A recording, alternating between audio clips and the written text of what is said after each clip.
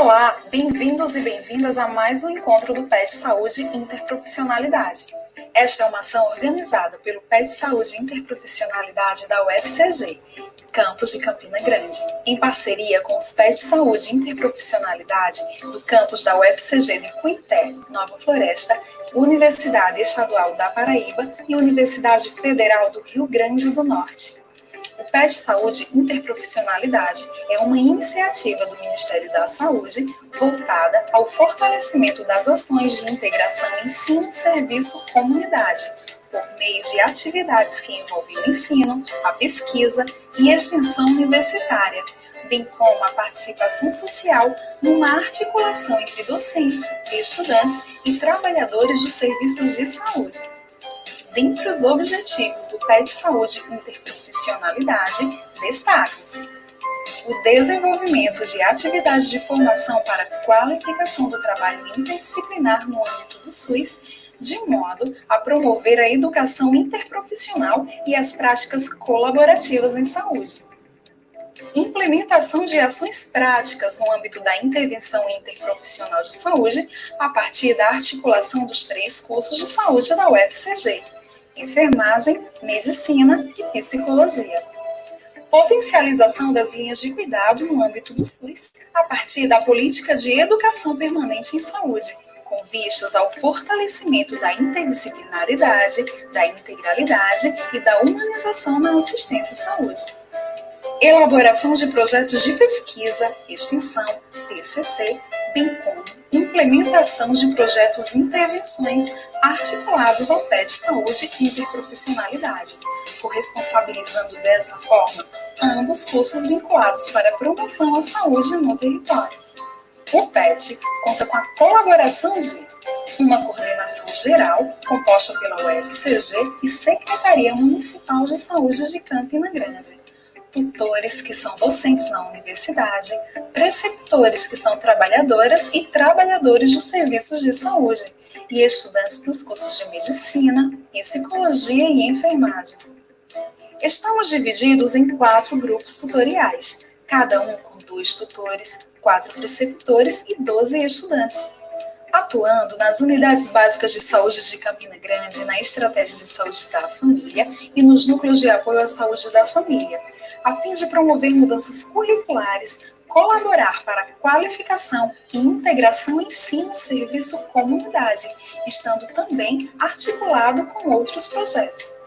Para chegarmos até o dia de hoje, este encontro conta com uma equipe de mídia nos bastidores. Vamos conhecê-los? Agradecemos a presença de todas e de todos e desejamos um excelente momento de trocas e aprendizado.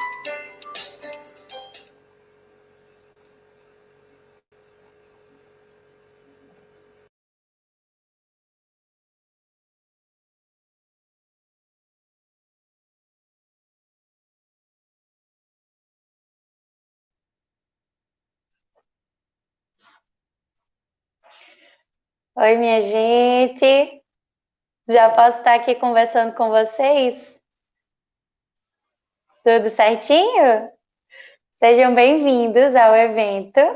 É isso mesmo, produção? Tudo certo? É comigo agora? Simbora de poesia, né, minha gente? A gente não pode começar um evento como esse de forma diferente, senão trazendo muita arte para acalentar os nossos corações. Nessa noite, começo para vocês dizendo: sou Florence que alumia, Ana Nery da nação. Sou Edith Guimarães na pesquisa e educação. Eu sou Doroteia Oren, busco que todos melhorem. Sou uma categoria, eu sou horta, sou guerreira, pois luto como enfermeira. Sou ciência e poesia. A enfermagem necessita de mais valorização, com cuidados condizentes ao compromisso e função, menos precariedade, muito mais dignidade a toda a sua engrenagem. A classe segue lutando e eu clamo, poetizando por mais respeito à enfermagem.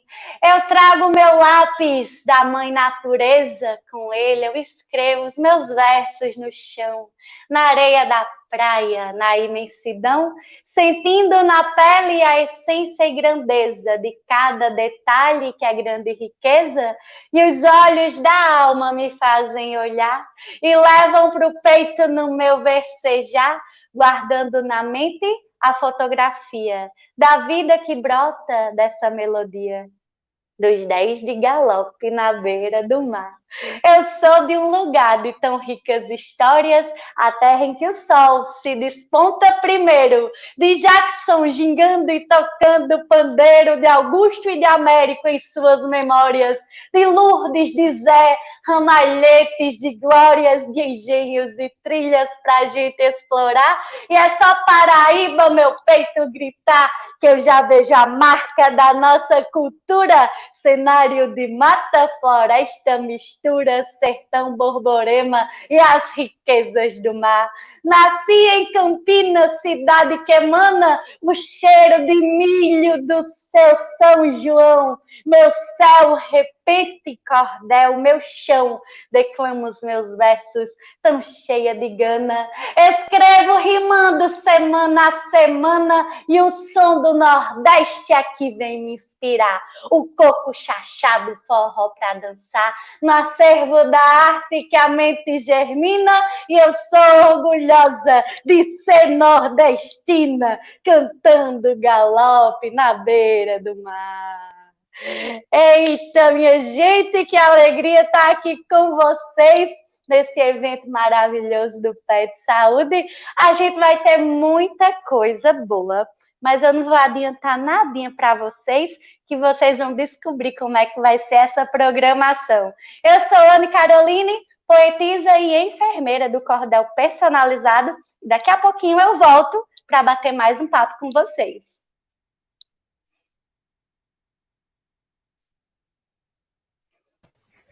Que perfeito, hein? Que coisa linda. A arte tem isso, né? Nos toca, cada um de uma forma diferente. Eu estou aqui maravilhado, orgulhoso de ser nordestino, da nossa cultura. Perfeito, Anne. Queria dizer boa noite, primeiramente, a todo mundo. Como é que vocês estão? Estão conseguindo levar, né?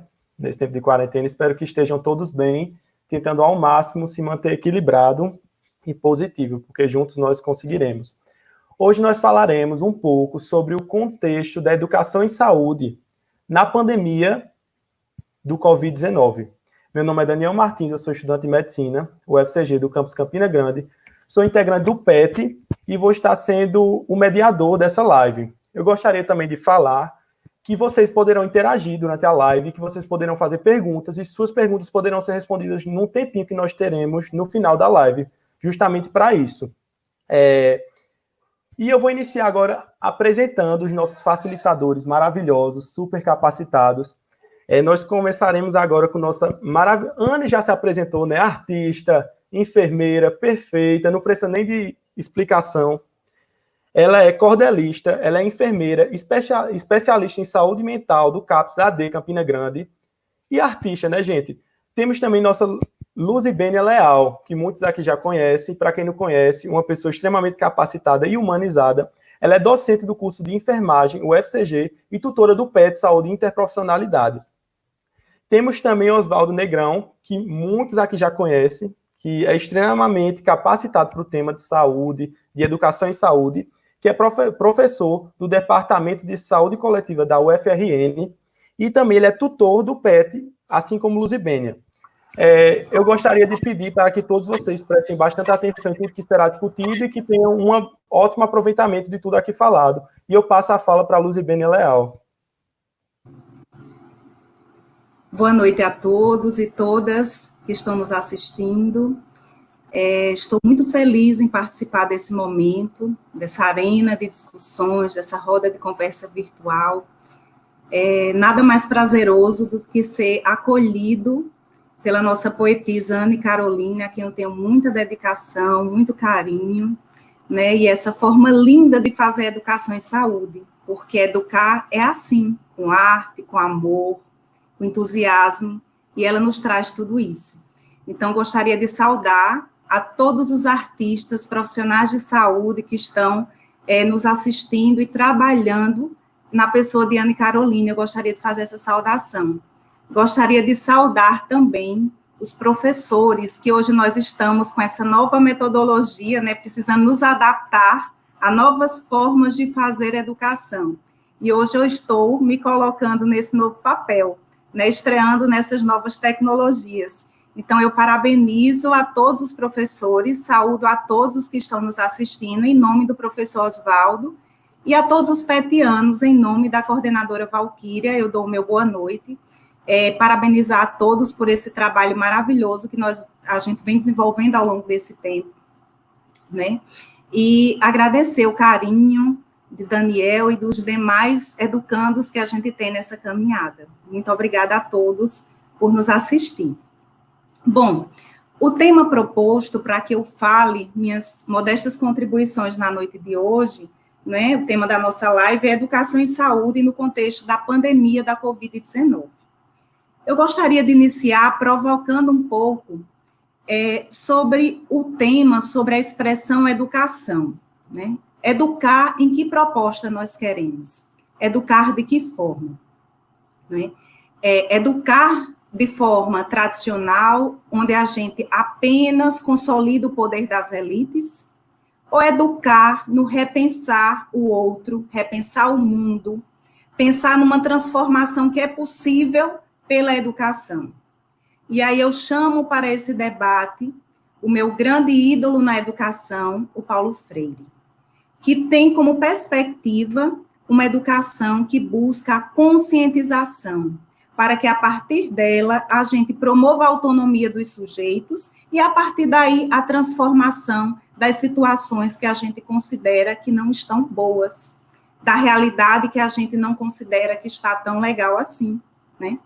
Que eu acho que representa muito do momento em que nós estamos vivendo. E para Paulo Freire e outros pensadores que trabalham na mesma linha, inclusive eu, educar é um ato político. E mais do que nunca nós somos chamados, enquanto educadores, enquanto cidadãos de uma forma geral, a pensar uma educação como algo político, onde nós precisamos estar envolvidos, imbuídos dessa vontade de mudar e nos organizar enquanto sociedade para que a gente possa implementar tantas políticas públicas lindas que nós temos aí no papel e que não estão implementadas na saúde, na educação, no saneamento básico, não é? Enfim, nós temos políticas belíssimas no país, precisando ser implementadas. E cabe a nós, cidadãos, nos inserir nas instâncias que nos são permitidas, como os conselhos, as associações, os sindicatos, enfim, nos organizar para lutar pelos nossos direitos e efetivar a educação que nós acreditamos. E aí, eu gostaria de chamar a atenção para as 5 condições essenciais que o Paulo Freire destaca para uma educação emancipadora, que é o amor, não o amor piegas, aquele amor contemplativo, onde a gente não vai agir, mas o amor como um ato de coragem, compromisso com o mundo, né? Embora o Paulo Freire, em seus escritos e em suas falas, não direcionou exatamente para a questão do mundo, do meio ambiente, da natureza, mas os seus pressupostos, as suas ideias, sempre, desde os seus escritos, relatando a sua infância no seu quintal de casa, ele traz essa questão da educação voltada ao meio ambiente, porque estamos no meio ambiente, precisamos lidar diretamente com isso. Outra condição essencial é a humildade. Não somos autossuficientes, não sabemos de tudo, todos somos muito, todos temos muito conhecimento, todos aprendemos o tempo inteiro. Fé. Fé em quem? Nos homens e mulheres que acreditam na mudança. E que eles, sim, são capazes de transformar uma realidade que não está boa. Esperança. Esperança não pode acabar, não pode morrer nunca. Mesmo nesses tempos difíceis que estamos vivendo, vamos né, nos revestir de esperança, que certamente uma esperança com atitude, com atos concretos, não só do ato esperar, né, mas no sentido de buscar melhoria, de nos tornarmos sujeitos políticos, para que lutemos por essa mudança. Pensar crítico, não receber informações e aceitá-las sem refletir, sem raciocinar, independente de uma educação formal que recebemos ou da educação que recebemos na nossa casa, na nossa comunidade.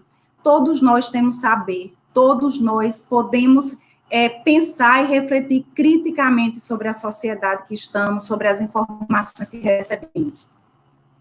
E aí eu chamo a atenção para uma fala de Carlos Brandão, que nos fez, né, uma participação recentemente numa live, nos trouxe contribuições belíssimas, onde ele diz que todos os projetos, todos os processos de formação, portanto, de educação, eles devem obedecer uma tríplice de princípios, que é a integração, porque os saberes não devem ser individualizados, não devem estar presos em caixinhas. Nós precisamos sempre interagir.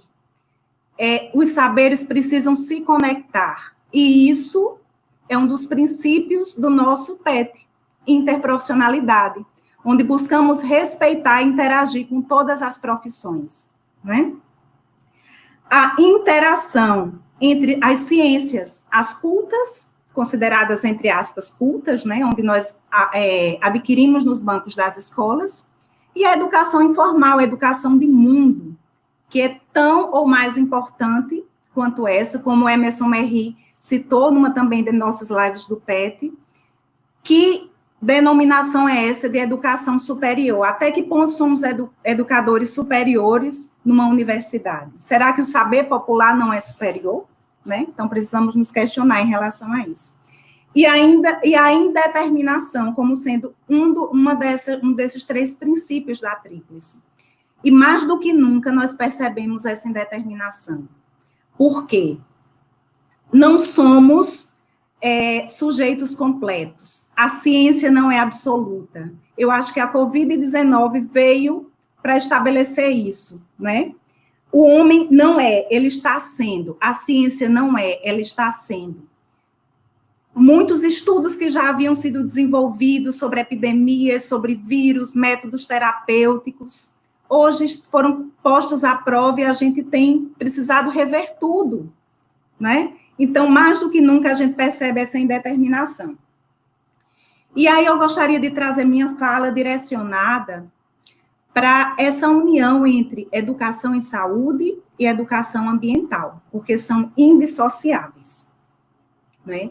Então, estamos no mundo, estamos no meio ambiente, fazemos saúde inseridos nas comunidades, inseridos nos problemas sociais que aquela comunidade sofre, né? Com problemas de saneamento básico, com problemas políticos, problemas educacionais, porque meio ambiente vai para além do lixo, da água, está envolvido com política, está envolvido, inclusive, com temas de filmes e novelas. Então, ultrapassa esses limites que o saber mais restrito limita ao saber ambiental apenas a lixo e a água, né? Nós envolvemos muitos outros pontos. E aí nós precisamos trabalhar uma educação em saúde, uma educação ambiental, onde nós busquemos incentivar os indivíduos a serem, como Paulo Freire colocava, cidadãos planetários, envolvidos com o mundo, preocupados em agir, em refletir, em trazer mudanças significativas para a humanidade. Ele queria ser lembrado justamente assim, como um homem que amou o mundo, amou a vida, amou os animais, as plantas, e entendeu que se a gente não viver em harmonia com tudo isso, a saúde não vai acontecer. E eu gostaria de destacar nessa questão da saúde ambiental, eu gosto muito de valorizar os nossos pensadores, os nossos pesquisadores locais. E eu gostaria de destacar aqui uma grande educadora que eu tive o prazer de ser aluna, de ser educanda dela, na época de doutorado, que é a professora Mônica Silva, não sei se ela está nos assistindo, foi minha professora, ela trabalha com a questão ambiental de uma forma muito simples, mas que toca a todos. Inclusive, ela desenvolveu um método, que é o método dinâmico de construção e reconstrução do conhecimento para o meio ambiente, o MEDIC, onde, com insumos muito simples, né, com reflexões a partir do conhecimento de cada um, inclusive essa metodologia aplicada com catadores de material reciclável, a quem eu mando o meu abraço, que são meus parceiros na disciplina de saúde ambiental, que são agentes importantíssimos no combate a diversas epidemias e a pandemia do Covid, né? Então, não precisamos importar modelos de outros países, modelos muito elaborados. Podemos trabalhar com o simples, a partir da realidade de cada um. É isso que Paulo Freire tanto pregava. Eu lembro que, quando criança, nós utilizávamos na escola livros vindos do Ministério da Educação, que nos traziam uma realidade do sul, sudeste do país, né? E o Paulo Freire justamente colocava a importância da gente trabalhar com o palpável, o que a gente vive no nosso dia a dia, né? Não adianta eu falar numa fruta que eu nunca vi para eu aprender a ler, eu preciso sentir, ver, tocar, sentir o cheiro da fruta para poder eu conseguir escrever. E aí, além da professora Mônica, né, eu acho que a gente tem outros pensadores muito importantes, que refletem, por exemplo, Milton Santos, como as pandemias, como a educação tem se inserido a partir de uma desorganização na ocupação dos espaços, né? E aí nós trazemos para esse cenário da pandemia do Covid, né, do Covid-19, e também estender um pouco para as arboviroses que já convivemos com elas, e são sazonais. Nessa época do ano, além da Covid, nós estamos convivendo com índices altíssimos de dengue, por exemplo, né? Muitas internações e óbitos por dengue, né? Nós estamos convivendo com Zika, com chikungunya, H1N1, não é? E a questão ambiental, ela está diretamente ligada a essas epidemias. A Covid ainda está em estudo, tem muita coisa ainda para ser evidenciada, mas já há relatos, inclusive da própria ONU, colocando como, inicialmente, a Covid sendo originária dos morcegos, né? Então, sendo uma zoonose, justamente por causa da ocupação inadequada dos espaços urbanos, não é? Fora isso, as condições sanitárias insalubres favorecem a disseminação da doença. A incapacidade das pessoas fazer distanciamento social também faz a proliferação da doença. E é muito fácil para quem tem água potável em casa, para quem tem torneira, chuveiro, alimento, dizer, fique em casa, lave a mão inúmeras vezes ao dia, higienize, lave todos os alimentos, as sacolas que chegar de compras. E quem não tem água, quem só tem água mal para beber e mal para cozinhar, como é que a gente vai simplesmente pedir para essa pessoa fazer isso? Ficar em casa, se é uma pessoa que depende de sair para trabalhar e receber um mínimo para o seu sustento. Então, precisamos refletir sobre as orientações também que a gente dá a partir da realidade das pessoas. E a ausência de uma educação crítica e reflexiva, que impede as pessoas de compreender o mundo de uma forma mais clara, mais lúcida e capaz de agir diante dessa realidade. E destacar que, além da Covid, outras pandemias estão surgindo e talvez de uma gravidade ainda maior, como é o caso, né, do agravamento da pobreza, da miséria, o racismo, a necropolítica, que certamente vão nos levar a caminhos de muita dificuldade ainda por um bom tempo. Né? Bom, essas são minhas considerações iniciais, para que a gente consiga atender ao tempo previsto. Gostaria de agradecer e me colocar à disposição para, posteriormente, fazer algumas considerações sobre perguntas que surgiram. Muito obrigada a todos.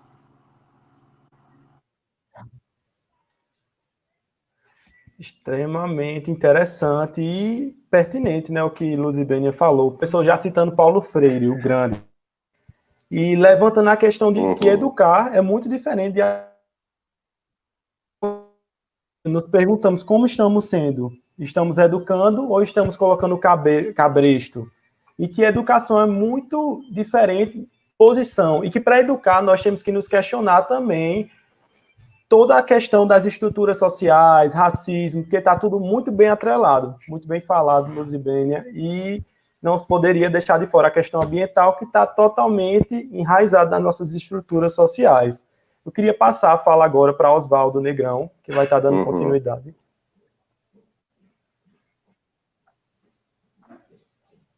Obrigado.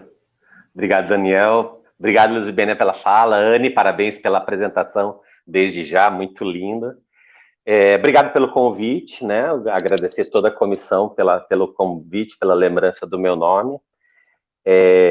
Então, quando a gente fala em educação, a gente precisa, sem dúvida nenhuma, lembrar de Paulo Freire. O patrono, ainda continua sendo o patrono da educação brasileira, né? É o autor, ainda hoje, mais citado e mais referenciado mundialmente, né? Então, aí também serve um alerta que nós precisamos valorizar a prata da casa, mas se a gente quer que Paulo Freire seja internacionalizado, a gente também tem que ter suscetibilidade para saber o que a gente recebe que seja bom também para a sociedade, né? Para a gente evitar os guetos, porque senão a gente fala dos guetos dos outros e às vezes a gente se enclausura, né? Então, acho que o cuidado com as diversidades é bonito, é belo. Então, cuidado belo, cuidado diverso é muito importante. Eu adoro a perspectiva ambiental, porque ela tem uma conexão já na raiz, né, com Paulo Freire, justamente por essa perspectiva da gente pensar na emancipação, né? Uma educação que seja emancipadora, que seja libertária, né? E aí, nessa perspectiva, a educação e saúde, ela tem um papel fundamental para toda a sociedade, e em especial para os profissionais de saúde. O profissional de saúde, ele precisa ter, né, todos os aparatos tecnológicos e toda a sua competência para o cuidado clínico, para o cuidado do ambulatório, para o cuidado, seja lá em qual dos níveis de atenção que ele esteja inserido. Mas ele sempre será um educador, desde o seu processo de formação até a sua carreira profissional. Isso está intrinsecamente relacionado. Claro que nem todo profissional de saúde vai exercer a sua função de educador, né? Muitas vezes, quando a gente recebe, quando a gente vê o processo de formação na própria universidade, muitas disciplinas, né, e muitos estágios, inclusive, reforçam o individualismo, reforçam o olhar clínico, o olhar, né, da imagem, as relações duras, né, e que a gente sabe que tem muito pouca reverberação na própria sociedade.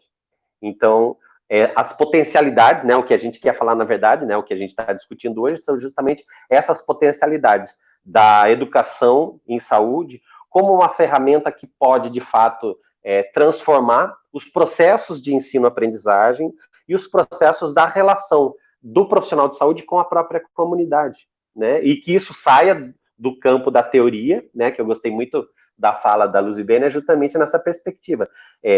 Nós temos um aparato legal e jurídico que respalda, né, os avanços que a gente conseguiu na Constituição de 88, né, garantindo o direito à saúde e à educação para todos os brasileiros. Mas a efetivação dessas políticas, elas ocorrem de forma muito desigual, bastante desigual. Se nós considerarmos os 26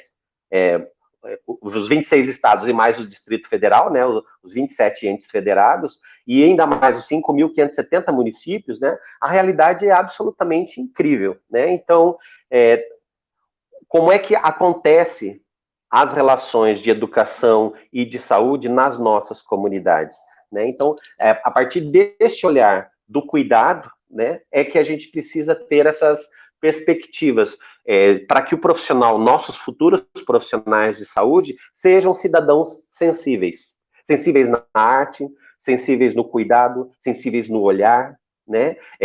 Conhecer mais e julgar menos. Porque, infelizmente, o modelo tradicional que a gente vê se reproduzindo nas salas de aula e muitos serviços, o modelo tradicional, é justamente aquele modelo que estabelece uma relação de poder muito desigual, né, quando os profissionais de saúde têm o poder nas suas mãos e determinam o que aquele cidadão vai fazer a partir dessa consulta ou a partir daquele determinado momento, né? Então, aí vem aqueles velhos jargões tradicionais, né, que os usuários, quando tem espaço de fala, reclamam muito, né? Principalmente quando a gente trabalha com idosos, e aí eles dizem, poxa, a gente vem para consulta e aí me proíbem de tomar meu cafezinho, proíbem de comer o meu sal, de comer o meu açúcar, a vida inteira, né, eu tive uma alimentação, e agora, com 80 anos de idade, querem que eu mude tudo, né? Então, será que educação, de que forma a gente poderia pensar na educação em saúde como estratégias para a gente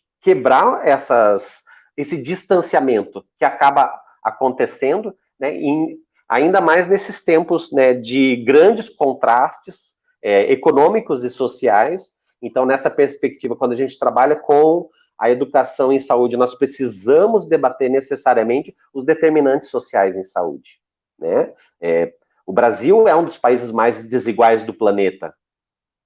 Então, as periferias, né, das grandes cidades, os interiores muito longínquos, a gente tem uma situação de miséria que já era preocupante, mas agora a situação está muito mais caótica, né? Então, a situação de fragilidade, de vulnerabilidade social se ampliou muito, mas vale lembrar também que isso acontecia já antes da pandemia, né? O Brasil já estava em recessão desde janeiro, né? De dezembro, o último trimestre do ano passado, o Brasil já estava num processo de recessão. Janeiro confirmou isso. Lógico que agora, com o advento da pandemia, as situações ainda pioram, né? E as condições de vida e de saúde da população vão se fragilizar ainda mais, né? O que nós estamos vendo agora no Congresso, junto a isso tudo? Propostas de privatização da água, né? Dos sistemas de tratamento de água e de esgoto, e, ao mesmo tempo, a privatização generalizada. Aqui no estado do Rio Grande do Norte, por exemplo, a saída da Petrobras vai ser um desmantelo para o estado como um todo, porque vai reduzir a arrecadação de ICMS, que são as bases que sustentam, né, as políticas públicas de saúde, de educação, de segurança pública. Então, nós precisamos ter esses olhares, tanto para a questão macro, quanto para a questão micro. E nessa perspectiva também, eu acho muito legal que os ambientalistas já tiveram essa sacação lá nos anos 90, né? Que eles usam, né? Quando chegou o Greenpeace aqui pelo Brasil, eles diziam, né?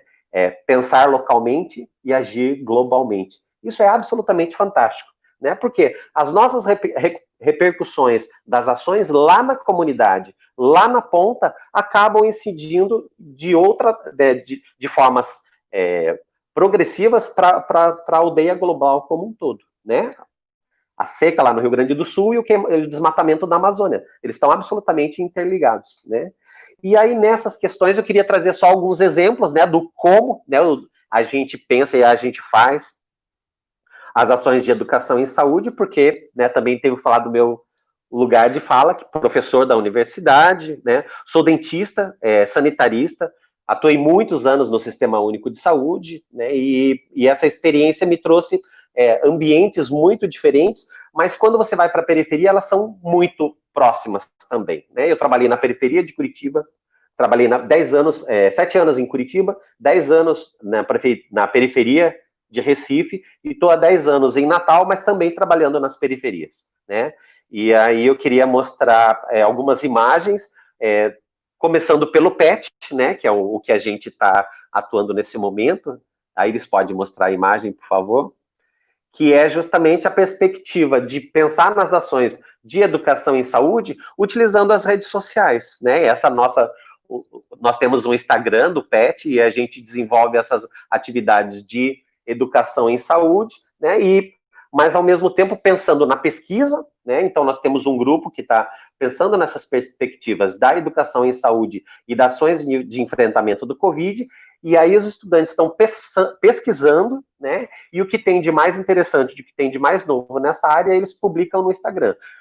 Claro que é muito interessante, porque isso instiga a pesquisa, instiga, né, as potencialidades que a gente tem da comunicação, mas a gente também tem a clareza de que isso tem uma delimitação econômica e social. Tem uma grande maioria da parcela da população, por exemplo, que não tem acesso à internet e não tem acesso ao Instagram, certo? Mas são os ajustes necessários que a gente está fazendo nesse momento de pandemia. Pode passar a próxima imagem, por favor? Aí, esse outro exemplo que eu queria trazer para vocês é uma disciplina que é a saúde e cidadania, que a gente trabalha com os estudantes das mais diversas áreas, né, nutrição, medicina, odonto, enfermagem, fisioterapia, fono, enfim, né? São vários cursos que desenvolvem essa disciplina que chama Saúde e Cidadania, e aí esse mapa é o mapa do território da comunidade de Mãe Luísa, né? Um dos bairros da cidade daqui de Natal, que tem um histórico muito grande de violência, né? Mas ao mesmo tempo tem uma beleza e uma exuberância cultural, e que os estudantes eles ficam de queixo caído literalmente para reconhecer a própria cidade e conhecer territórios que até então eles só ouviam falar, e geralmente mal, através das mídias sociais, né? Então, a potencialidade da gente discutir os processos de saúde de doença na comunidade e com a comunidade traz outros olhares que são absolutamente importantes para que os estudantes percebam que nós todos temos os nossos preconceitos. O que a gente precisa perguntar é onde nós guardamos os nossos preconceitos. Porque o preconceito, geralmente, a gente rotula para o outro, né? E não para nós mesmos. Mas é importante esse exercício, porque nós somos humanos. E sendo humanos, somos falíveis, mas identificando os problemas, nós precisamos pensar em estratégias justamente para modificar essas realidades. Pode passar, por favor? E aí, né, para finalizar, para ir encaminhando em direção ao fim da minha fala, esse é um exemplo que eu trago com muito carinho, que ainda lá do tempo de Chão de Estrelas, que é uma comunidade que eu atuei de 2001 até 2007, lá em Recife. E aí, essa boca bem gigantona aí é um macromodelo que nós fizemos com garrafa PET. Então, esse é um macromodelo que ele tinha 80 de frente por 1 metro, e ele era muito grande, mas ao mesmo tempo muito resistente. Porque geralmente, né, quem é da odonto sabe que a gente tem uns macromodelos pequenininhos assim, e eles são todos feitos de acrílico, material que é muito frágil. Então, geralmente, a gente demonstra, mas à distância. Se a criança for manusear esse equipamento, esse material, ele é fácil de quebrar. Então, as crianças, quando eu percebi essa possibilidade, né, e aí a gente tinha feito uma oficina com um artesão que fazia mamulengo, lá em Recife, e aí nós tivemos a ideia de fazer esse macromodelo, e foi um sucesso incrível, e as crianças adoravam, porque quando a gente ia para a escola desenvolver as ações de promoção em saúde e de educação individualizada, né, com a doação dos equipamentos, com kits, para fazer a escovação orientada, eles adoravam essa língua, porque ela era a língua era de verdade e fofinha, assim, então eles olhavam, e aí uma outra diferencial desse macromodelo é que ele tinha cárie, ele tinha dentes perdidos, ele tinha referências da doença que as crianças identificavam. Ah, é igual do meu pai, é igual da minha avó, olha, meu dente tá assim também, e aí mostrava o dentinho. Então a gente pensava em estratégias em que a gente tivesse algo que não fosse descolado da realidade daquela comunidade periférica da cidade de Recife. E a outra questão muito importante foi a gente ter trabalhado com os agentes de saúde para eles desenvolverem conosco essas ações nas escolas. Pode passar o último. E aí, essa é uma imagem com ainda o então presidente Lula e Eduardo Campos, que faleceu naquele acidente de avião, mas ele então era o governador. E aí, no lançamento do programa Mãe Coruja Pernambucana, que é um projeto que eu também trabalhei depois na Secretaria do Estado, e nós levamos para o presidente Lula conhecer, e ele ficou encantado, enfim, interagiu com as crianças. Enfim, você trabalhar com objetos lúdicos, com objetos que tragam alguma representação, eles têm uma potencialidade de deflagrar aquele determinado tema com o qual você quer trabalhar, né? E muitas vezes a gente se apega à projeção de slide ou ao conhecimento técnico, e muitas vezes nós esquecemos com quem nós estamos dialogando, né? Que é o ator principal, não somos nós. Nós somos os coadjuvantes. O ator principal é justamente quem é o nosso público, né? É como o Daniel estava falando na hora que ele estava lá nos ensaios. Eu estou aqui. Daniel, a condição sine qua non da universidade existir são os estudantes.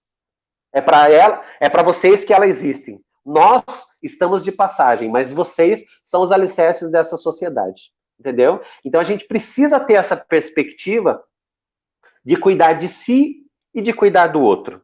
Nessa interação é que nós podemos construir uma sociedade mais justa, mais plural e mais compreensiva no sentido de acolher a todos para a gente poder prospectar um Brasil com um futuro muito mais digno e muito mais justo, e socialmente mais justo, para as próximas gerações. Eu preciso pensar em mim, mas eu preciso pensar nos meus filhos, nos meus netos e nos netos dos meus netos. É isso. Obrigado por enquanto.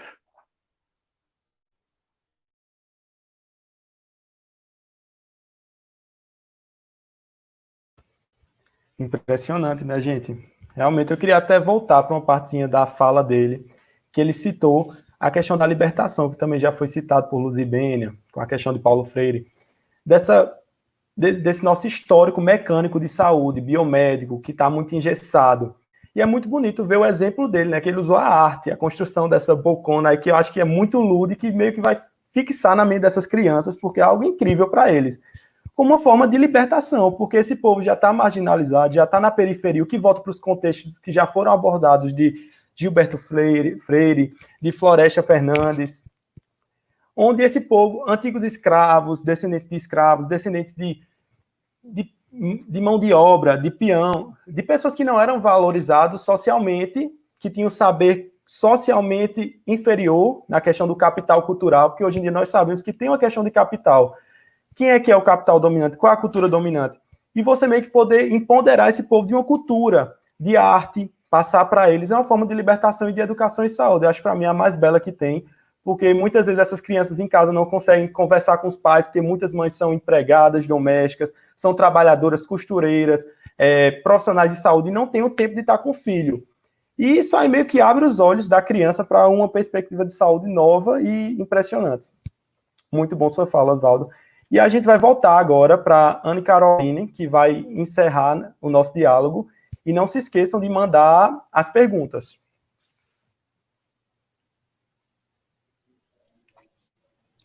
Minha gente, que coisa mais linda. Eu tô aqui, ó, abobalhada de olhar vocês. Nossa, quanto relato mais lindo. Muito embasados, muito cheio de riqueza, de experiência, de vivência.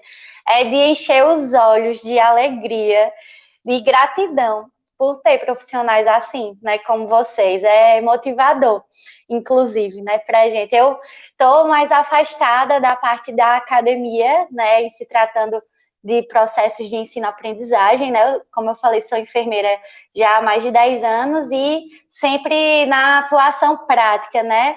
Mais longe desse processo de docência, apesar de adorar esse ambiente acadêmico e morrer de saudade, inclusive. Estou aqui me deleitando demais com essa experiência.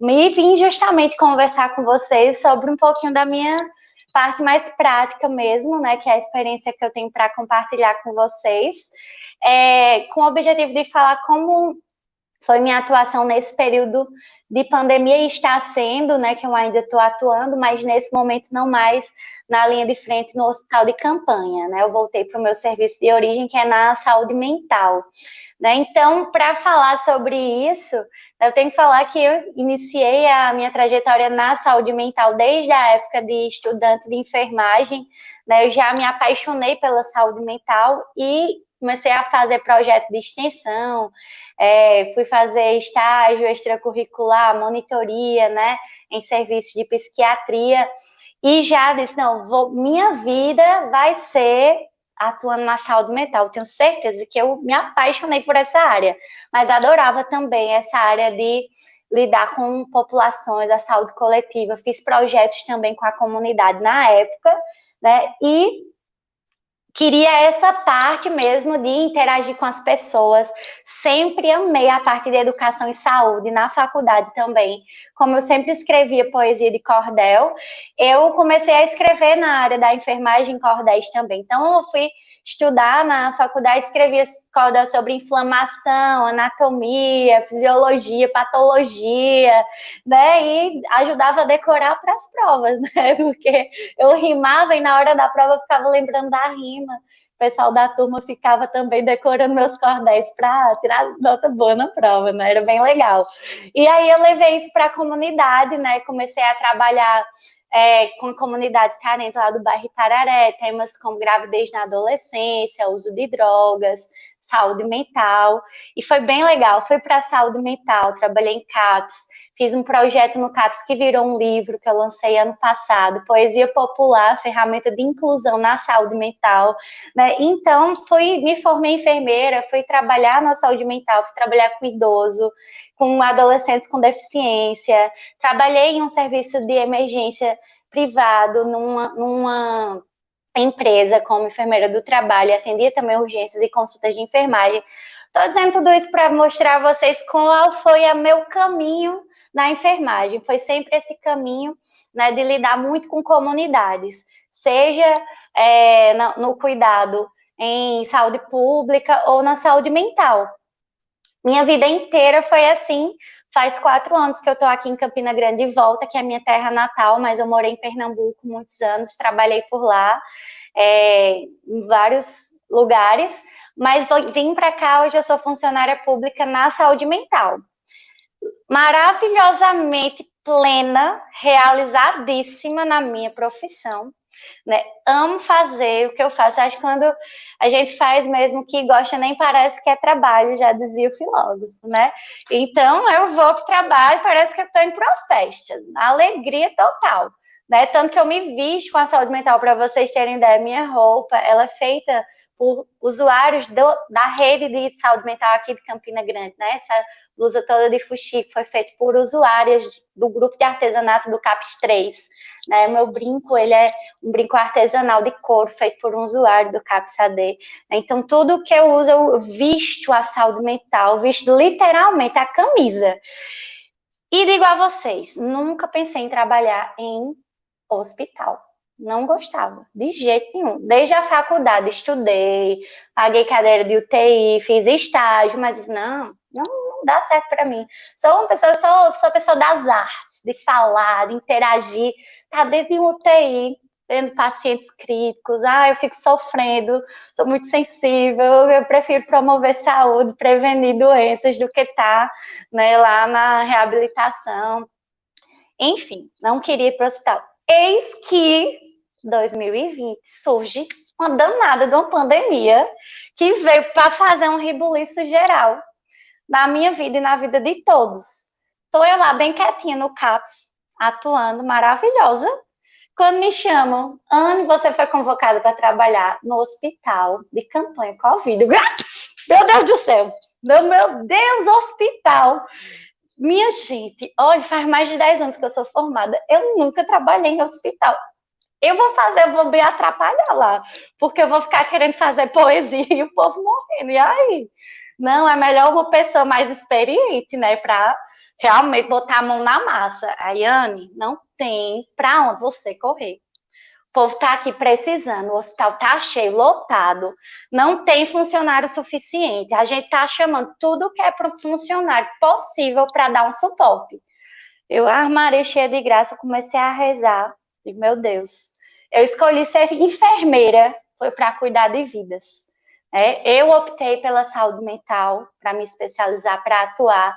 Mas se no momento tem gente precisando de mim no hospital, é para lá que eu vou, meu Deus, me ajude, me abençoe, me ilumine, porque eu vou dar o meu melhor. Mesmo me tremendo, bambolejando as pernas todinha quando eu cheguei lá.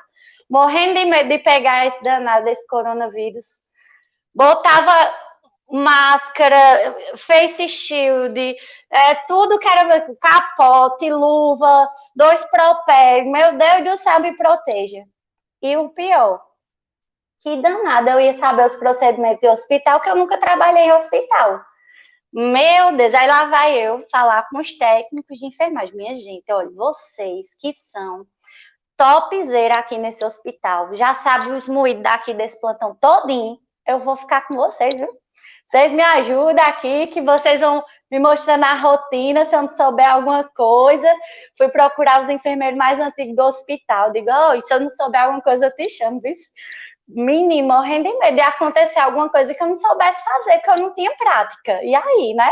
Aí, disse, sabe o que eu vou fazer? Dando a cara nos livros, estudar todos os procedimentos possíveis que possam aparecer nesse hospital, para se surgir pelo menos a técnica eu lembrar. Fui pegar, sabe o que? Os slides da minha época de faculdade, que eu tinha guardado aí dos professores, porque eu tenho memória fotográfica, então eu vendo os slides antigos, eu ia lembrar do professor ensinando. Dito e feito, lembrei as professoras tudo dentro da faculdade, fui procurar na internet, fui procurar meus livros, estava tudo cheio de poeira. Tossindo, deixa eu estudar.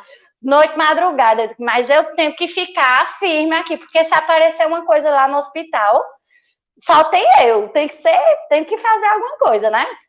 E aí fui, então, renovei meus conhecimentos, fui buscar apoio nessa equipe, e assim o medo foi passando. Fui estudar, né, sobre síndromes respiratórias, sobre o coronavírus, fui ler estudos, me embasar para poder também ter ciência dos quadros de pacientes que eu iria encontrar lá no hospital, né? E assim eu fui me acalmando, né? Já parei de me tremer quando era dia de ir para o hospital e fui me sentindo mais segura, né? E fui realmente vendo lá, estava realmente precisando muito de apoio em todos os espaços. O hospital estava um caos no início, né? Tudo novo para todo mundo com medo também, não era só eu, né? E assim eu fui um dando apoio para o outro, e a equipe foi trabalhando, as coisas foram se organizando, eu fui me sentindo realmente mais capacitada, fui treinando, fui colocando sonda, fui fazendo gasometria, coisas que eu nunca tinha feito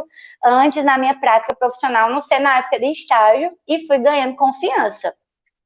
Graças a Deus, consegui, só que a saúde mental está em mim, porque é encruado na pessoa, né? Quando a pessoa gosta de uma área. Então, fui lá, ficava conversando com os pacientes, ia lá saber como é que estava seus sentimentos. O povo, mulher, paciente demais. Eu digo, eu não quero saber. Vou lá, não estou no plantão, não é 24 horas aqui, gira, não vou nem dormir, vou conversar com tudinho. Saí em todas as aulas, né, conversando com os pacientes, querendo saber como eles estavam. Muitos choravam, e vai passar, calma, vamos ver, vai dar certo, né, tentando dar aquele apoio moral. Os funcionários também, muitos, né, com suas fragilidades, que estavam muito mais à flor da pele, né, devido a inúmeras tensões. Eu também estava, mas já por ser da saúde mental, eu já tenho um trabalho feito também em mim mesma, né, com psicoterapia, para me dar mais fortalecimento para lidar com as demandas que eu encontro no trabalho. Então, eu estava ali como apoio também daquela equipe, fui vendo, poxa, que bacana, né? Estou usando a minha formação de saúde mental dentro de um serviço, né, hospitalar, e conseguindo administrar, né? Então, assim, no fim, quando eu fui desenvolvendo, eu fui gostando, acredita? Menina, eu gostei de trabalhar nesse hospital, nunca pensei na vida. E vinculei com os técnicos, com os enfermeiros, com os médicos, com os fisioterapeutas. E aí eu já estava super à vontade, eu ia flutuando já para o hospital. Porque quando você começa a gostar de uma coisa, menino, não tem tempo ruim. Você vai, pode estar no sofrimento que for, mas chega lá, bota um sorriso no rosto, deixa o sofrimento tudo embora, né? E aí, assim, eu fui gostando muito dessa experiência, fui aprendendo. Muito difícil, assim, lidei com muitas fragilidades minhas mesmo, porque eu tenho dificuldade de lidar, né, com esse sofrimento extremo, que muitas vezes chega, né, ao desligamento do espírito do corpo. Eu nunca tinha vivenciado isso, né, pacientes realmente morrendo, muitos em pouco tempo, jovens idosos, né, pessoas que foram internadas, nunca mais iam ver a família não podia entrar.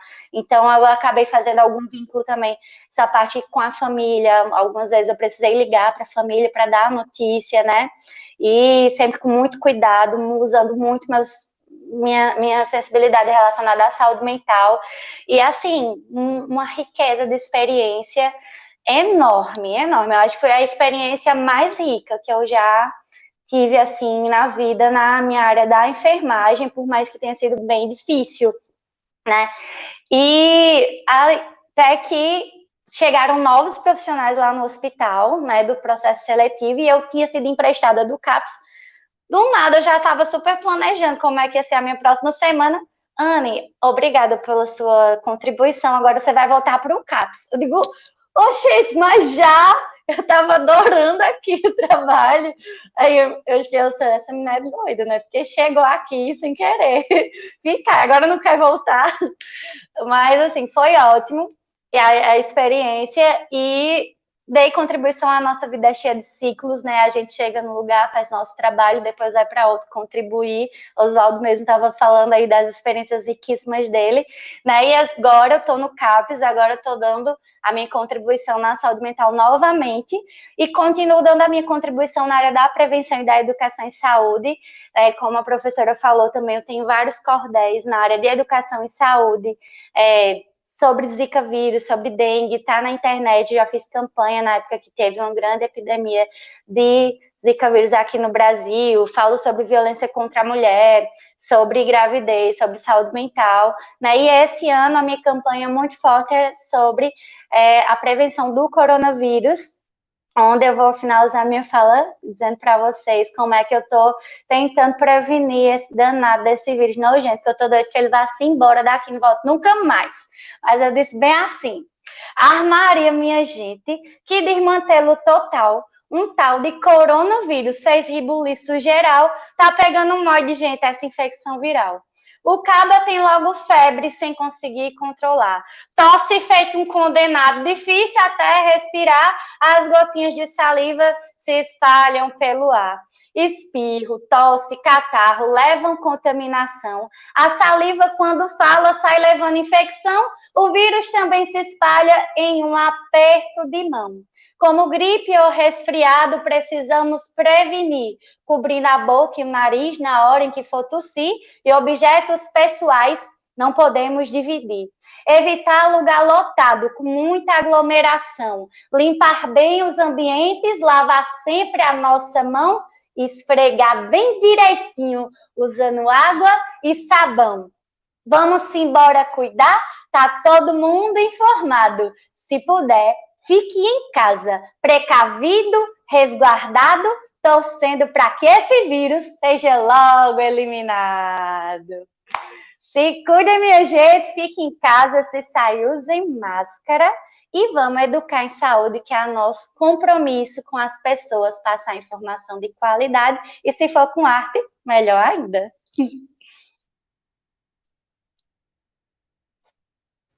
Que coisa linda. Minha gente, a vontade é de pegar essa sua fala e sair botando em todos os grupos, para criança, adulto, idoso, todo mundo vê, porque a arte ela tem essa função, né? Ela nos une, ela nos edifica, nos dignifica. Eu fiquei impressionado com seu cordel, seu trabalho artístico aí. Eu vou mandar, eu vou compartilhar, porque até para minhas priminhas de 3 anos, 4 anos, eu tenho certeza que elas vão entender do mesmo jeito que a minha avó vai. E vamos começar agora com a parte das perguntas que vocês enviaram.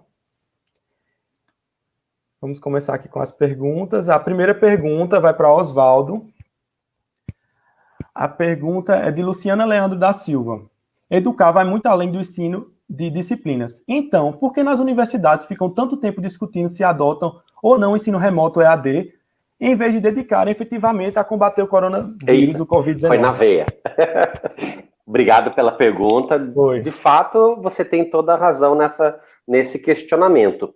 Eu vou falar enquanto professor e também enquanto sindicalista que sou. Represento a minha categoria no sindicato local aqui, do Sindicato dos Professores.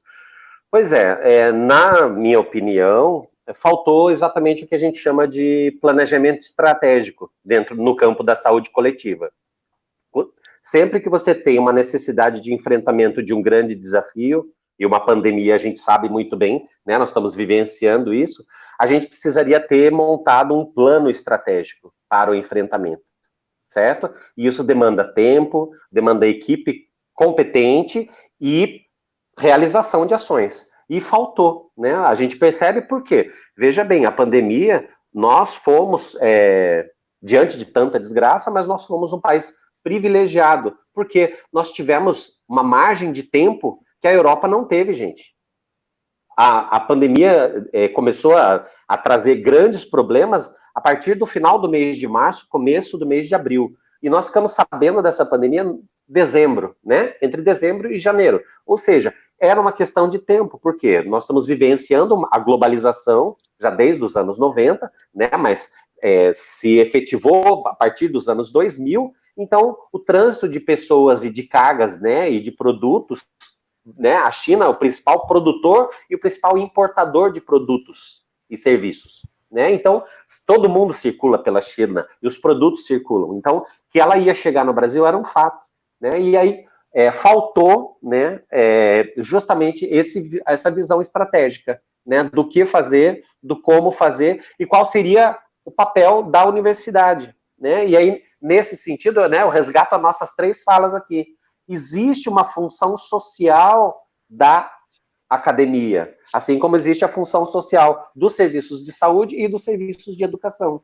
Então, nós, enquanto academia, poderíamos ter feito muito mais do que a gente está fazendo agora. Nós estamos fazendo o que é possível, mas sem dúvida nenhuma, pelo potencial que tem os professores, os laboratórios, né, as instituições. Imagine se a gente estivesse trabalhando de forma integrada desde o início dessa pandemia, né?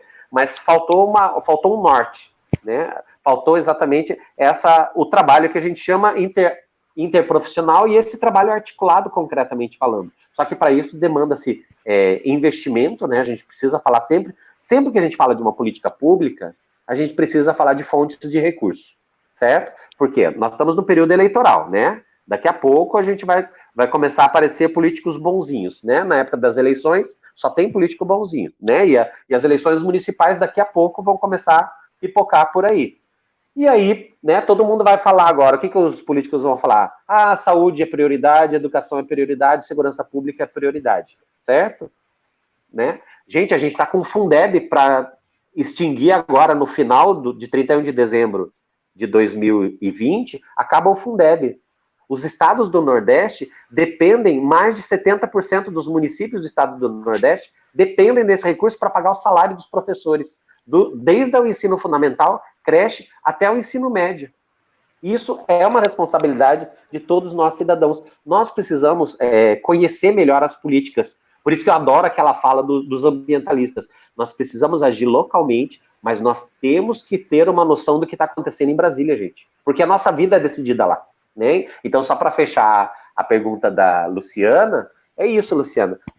Com certeza, a gente poderia ter muito mais protagonismo e muito mais ações assertivas, né? Por exemplo, a maioria dos laboratórios das engenharias químicas poderiam desenvolver os testes rápidos, os testes para Covid. Faltou, sabe o quê? Insumo. Você acredita nisso? Faltou insumo, gente, matéria-prima. Por quê? Porque a lei orçamentária, a LOA 2020, que financia as universidades públicas, ela não paga nem o salário dos professores e dos técnicos até o final do ano. Né? A gente precisa de leis complementares para poder fechar a conta no final do ano. Então, assim, falta esse ordenamento para que os 3 entes federados trabalhem de forma articulada. O Ministério da Educação e o Ministério da Saúde, lá no nível federal, as secretarias de Educação e secretarias de Saúde, e também as secretarias, né, no âmbito estadual e no âmbito municipal. Sempre que a gente for falar nas ações estratégicas, tanto de saúde quanto de educação, elas vão ser muito mais eficientes se a gente puder fazer essa articulação. E aí entra também as questões ambientais, as questões de infraestrutura, as questões de segurança pública. A questão de segurança pública não é só questão de polícia, é questão de todos nós. Por quê? É um fator de proteção social. Para o jovem da periferia, ele está matriculado. O jovem que evade da escola na periferia, a chance dele morrer assassinado nos próximos 6 meses é gigante. Né? Então, tudo precisa estar melhor conectado no nosso país. Espero que eu tenha respondido. Perfeito. Ótimo, Oswaldo. Muito boa a resposta. Deveria ter todo mundo feito Anne, né? Isso, e com planejamento. Né? Ali, alô, e conseguiu. Fomos pegos de surpresa, mas se tivesse uma força de vontade mais... Nem tanta surpresa assim, né? Foi aquela coisa, era novo, mas se tivesse trabalhado, o exemplo de Anne, que nunca tinha ido para o hospital, mas estudou e conseguiu. Vamos agora para a próxima pergunta, que vai ser para a Luzibênia. Foi Luciana Leandro da Silva, ela perguntou quais estratégias podem utilizar para fazer esse trabalho maravilhoso em educação e saúde com as comunidades mais vulneráveis nesse contexto da pandemia.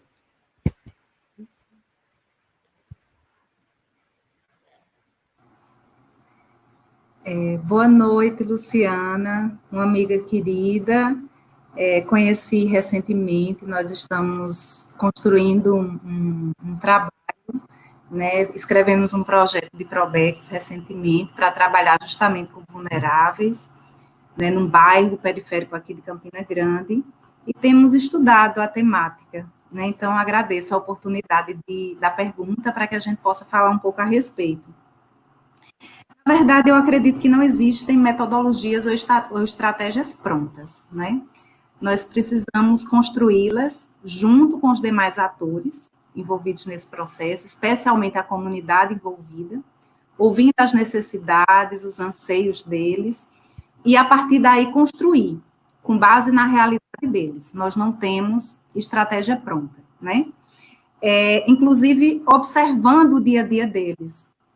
Eu acho que a grande dificuldade para desenvolvermos esse trabalho, diante do cenário que nós estamos vivendo de pandemia, é escolher estratégias tecnológicas que sejam acessíveis, que essa comunidade possa ter acesso, e como recentemente, nas lives que nós temos desenvolvido no PET, algo que é apontado como sendo mais democrático, talvez via WhatsApp, muito contato, né, porque infelizmente a gente não pode estar tão presente, de forma tão participante nas comunidades, mas é aí onde entra a necessidade de ativar as lideranças que estão ali inseridas nas comunidades, para que sejam nossos parceiros e que a gente possa contar com eles, como é nosso projeto maior, de serem agentes populares de saúde, né? Para que, a partir das realidades, a gente possa ir construindo.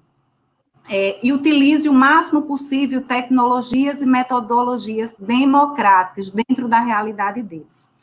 E aí eu trago mais uma vez o nome da professora Mônica, Mônica da Silva, Pereira da Silva, da Universidade Estadual aqui da Paraíba, de Campina Grande, que tem um trabalho nesse sentido de educação ambiental, e por que não dizer de educação à saúde, junto com vulneráveis, junto com pessoas que, por muitas vezes, estão invisíveis na sociedade. Ela tem um trabalho há vários anos com catadores de materiais recicláveis, que inclusive é o nosso projeto, junto com a professora Luciana, onde a gente precisa resgatar neles justamente a autoestima, para que eles entendam o importante papel social que eles têm, né, enquanto agentes ambientais, enquanto educadores ambientais, resgatar essa autoestima, ajudá-los na organização enquanto instituição, para que assim eles possam lutar e conseguir mais direitos, né, e buscar ao máximo possível se aproximar, por mais que não presencialmente, em virtude da pandemia, nesse momento que nós estamos vivendo, mas ativar as lideranças e as tecnologias a nosso favor, para que a gente possa estar juntos construindo esse processo educativo.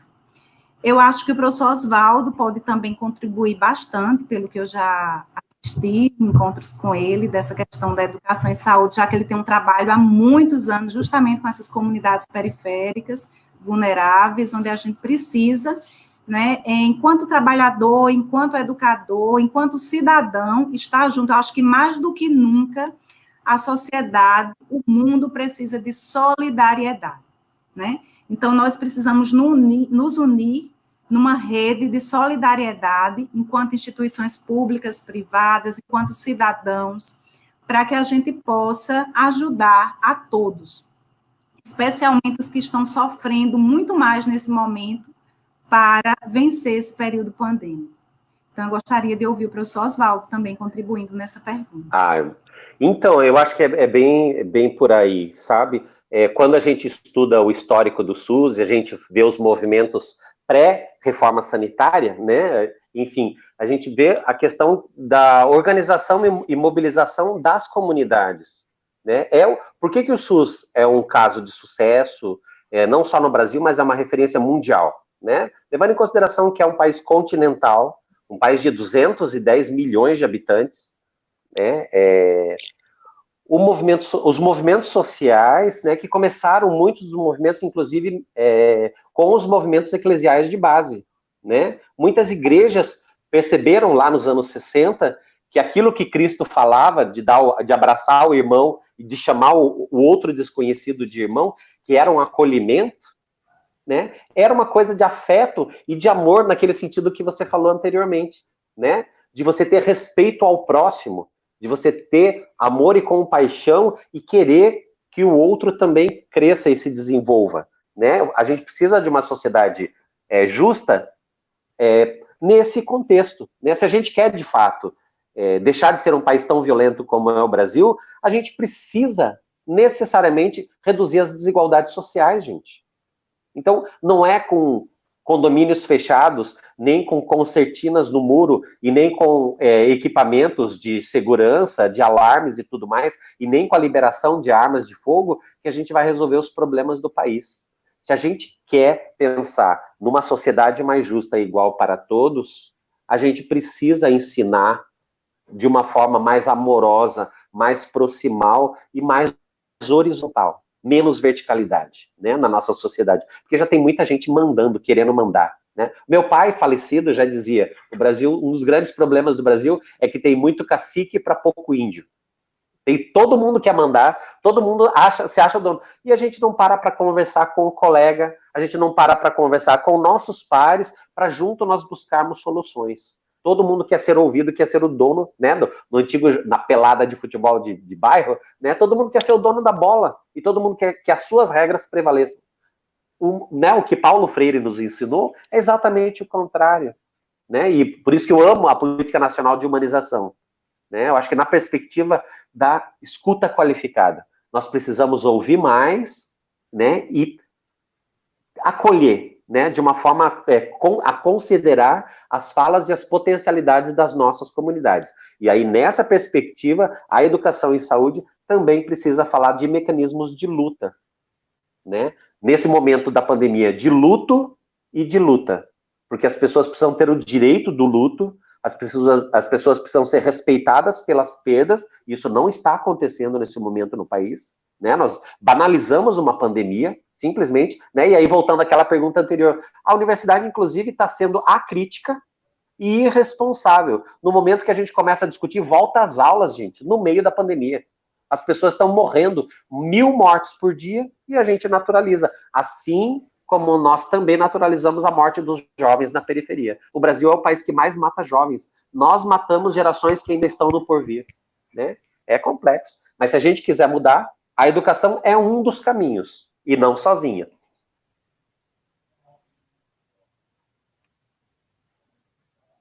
Perfeito. Fiquei aqui impressionado, vocês arrasaram, viu? E aqui tem mais uma pergunta para a Luzibênia, que é de Ana Elisa Chaves. Ela perguntou, professora Luzibênia, como você desenvolve os momentos de prática em suas disciplinas de saúde ambiental? Primeiro, agradecer a pergunta de Ana Elisa, né? Uma pessoa com quem eu trabalho já há muitos anos. Tenho o prazer de aprender muito com ela ao longo desses anos. E agradecer a oportunidade de falar um pouco do desenvolvimento dessa disciplina, né? Desse componente curricular que é a saúde ambiental no curso de enfermagem aqui da UFCG, Campina Grande. Primeiro, destacar a importância de nós termos essa disciplina no currículo.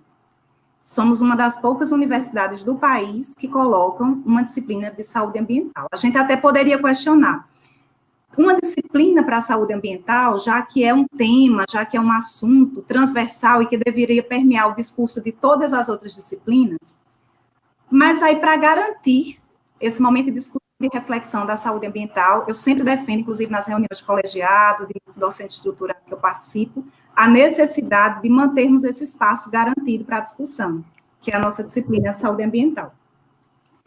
Bom, é extremamente prazeroso trabalhar a disciplina. Primeiro, porque não é aquela disciplina técnica, onde a gente vem com normas, com procedimentos, né? Enfim, é algo que eu tento levar e trabalhar de forma muito leve, a partir do conhecimento dos alunos, que eles, os educandos, como bem diria Paulo Freire, né? Porque não são seres sem luz, né? Então, ao longo da disciplina, a gente vai construindo. E, mais uma vez, eu gostaria de, inclusive, colocar, deve existir na biblioteca da UEPB, mas tem na biblioteca da UFCG, que foi doado pela professora Mônica, esse livrinho que fala sobre a sensibilização, informação e educação ambiental. E aqui ela descreve algumas técnicas muito simples da gente trabalhar as temáticas a partir do lúdico, a partir da afetividade, a partir da conexão entre os saberes, o formal, o informal. E, além disso, embora a disciplina seja muito curta, só tem 30 horas e não tem não há um espaço delimitado para a prática, mas nós desenvolvemos uma atividade prática com a Associação de Catadores Nossa Senhora Aparecida, que é a ARENSA, onde, ao invés de falar em sala de aula, por exemplo, sobre os malefícios de um consumismo exagerado, sobre cadeia de produção, sobre descarte inadequado de resíduos sólidos, sobre a questão social dos agentes ambientais, como é o caso dos catadores, nós vamos em loco até a associação e passamos uma manhã com eles, observando o trabalho, ouvindo as histórias, né? Então, fazemos esse momento de prática, eu acho que é muito construtivo.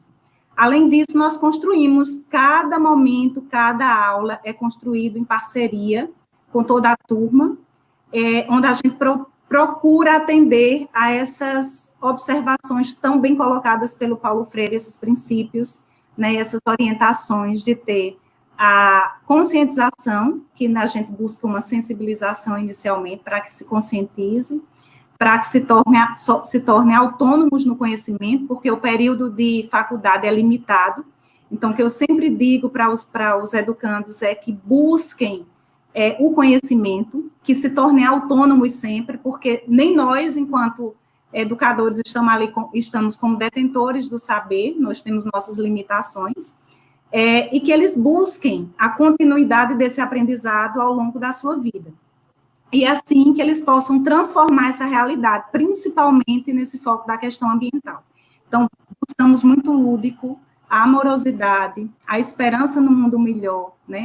A reflexão crítica, a partir de práticas muito simples, com bexigas, com prendedores de roupa, com cartolinas, lápis de cor, né, momentos de lanche, enfim, momentos agradáveis para que esse conhecimento ele seja, ele aconteça diante de um cenário e de aspectos que eu considero, e eu acredito que todos que estão aqui consideram, muito importantes no aprendizado. Perfeito. Novamente, voltando para a arte, né, para o lúdico. E nós temos agora uma pergunta para a Anne. A pergunta é de Elisa Chaves, Ana Elisa Chaves. Anne, você usa seu saber da enfermagem com a arte da literatura em sua atual experiência no ambiente hospitalar?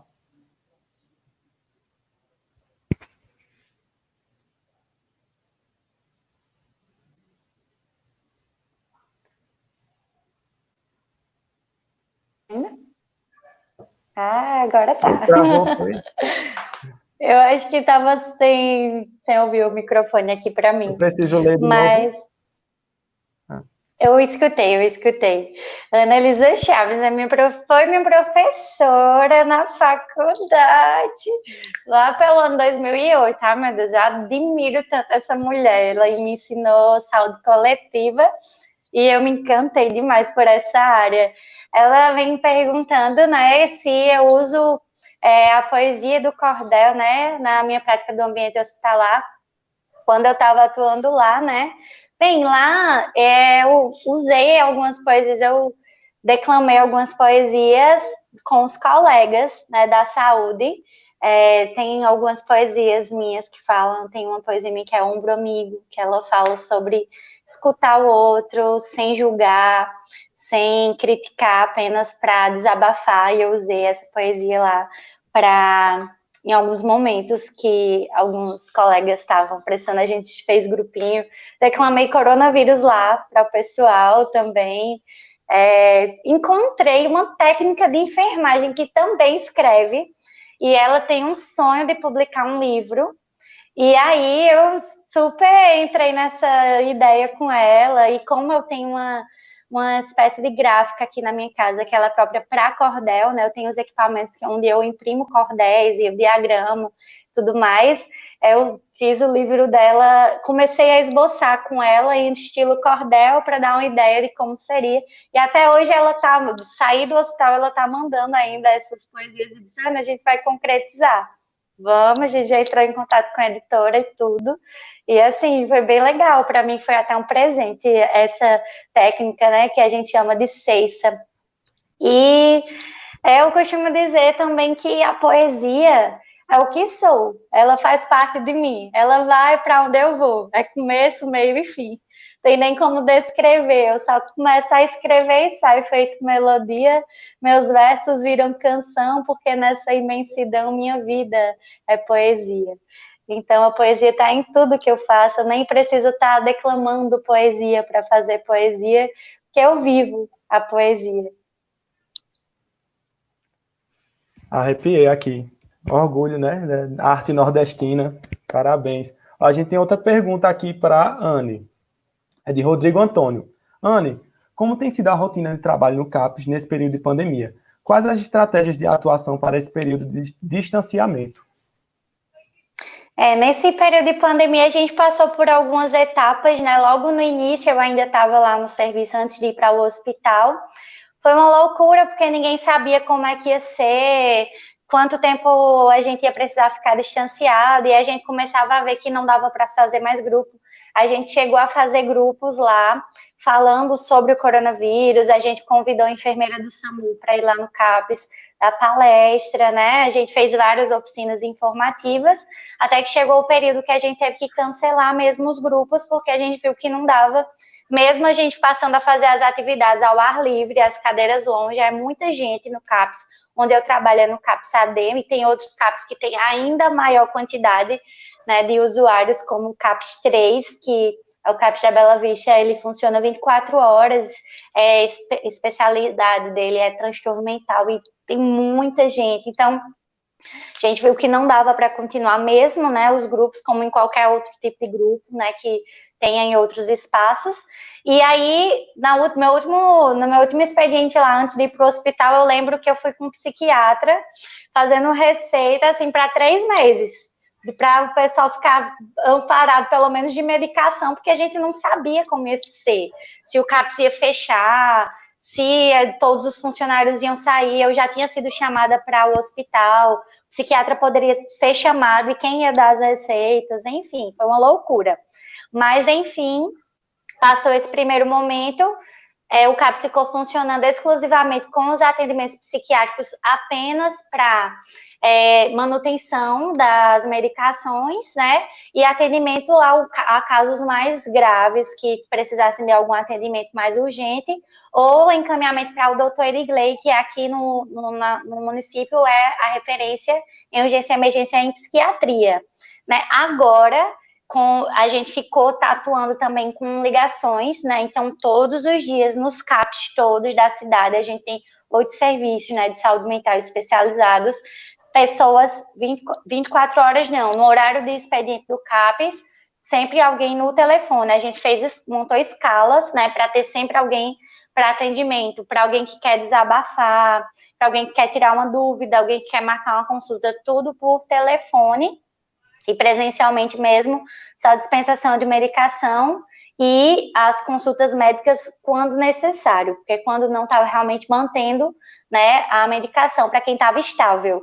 Hoje a gente já está reiniciando os atendimentos individuais presenciais, porém exclusivamente a gente só tem presencial de enfermeiro, consulta de enfermagem, consulta com psiquiatra, com farmacêutico que dispensa a medicação, e as psicólogos dos serviços já estão atendendo presencialmente por agendamento.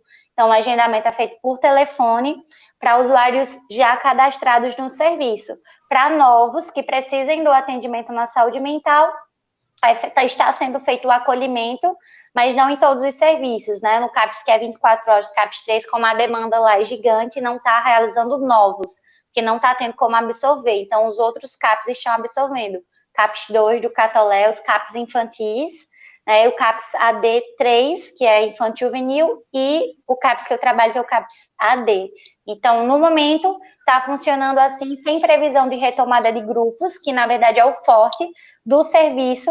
Né? Essa semana mesmo a gente teve atendimento médico lá, e os usuários vieram para mim, eu queria ter abraçado. Não pode. Anne, estou com saudade dos grupos, Anne, quando volta.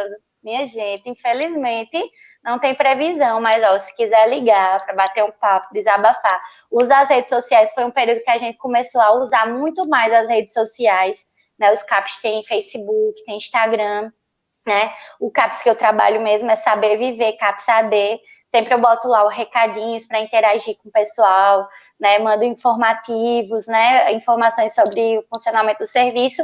É um momento onde a gente está usando bem mais as redes, já que antes a gente não usava tanto. Era mais a questão presencial mesmo, mas a gente tem que se reconfigurar, né? E por falar em redes, vou aproveitar e fazer meu merchan. Quem quiser seguir no Instagram, Cordel Personalizado. Perfeito, todo mundo seguindo, galera, viu? E eu queria, para encerrar, lembrar vocês que a próxima live, na próxima quinta, dia 16 de julho, terá como tema metodologias participativas para o trabalho em grupo na atenção básica. Então, é muito bom que esteja todo mundo presente, porque é um tema bem pertinente, né, para o nosso dia a dia. E eu queria agradecer a presença de todos vocês. Foi muito enriquecedor para mim, e eu espero que tenha sido para todos que estão assistindo. Eu queria agradecer a vocês que também estão assistindo e desejar uma ótima semana. E espero ver vocês aqui na próxima quinta. E é isso aí, pessoal. Relaxem. Espero que vocês estejam conseguindo lidar bem com a pandemia. E muito amor e paz para a vida de todos vocês. Tchau.